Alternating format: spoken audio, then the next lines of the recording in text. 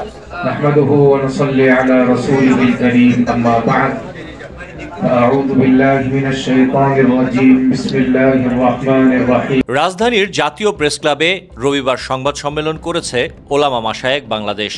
2018 সালের 1 ডিসেম্বর ওলামা, তোলাবা ও তাবলিগের নিরীহ সঙ্গীদের ওপর সাতপন্থীদের নগ্ন হামলার বিচারের দাবিতে সংবাদ সম্মেলন করেন তারা। আপনারা ভূমিকা রাখবার জন্য এসেছেন। প্রথমত এই বিষয়টা আপনাদের সামনে রাখতে চাই, এটা একটা দ্বীনি এক ফিকিরের এক সংবাদ সম্মেলন।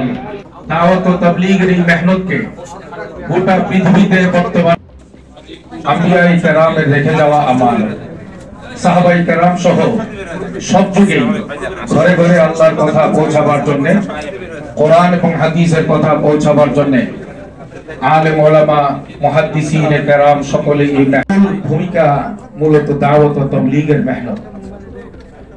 আম্বিয়ায়ে কেরাম এই মেহনত করেছেন, সাহাবায়ে কেরাম এই মেহনতকে গুরুত্ব দিয়ে কাজ করেছেন, তাবেঈন সহ।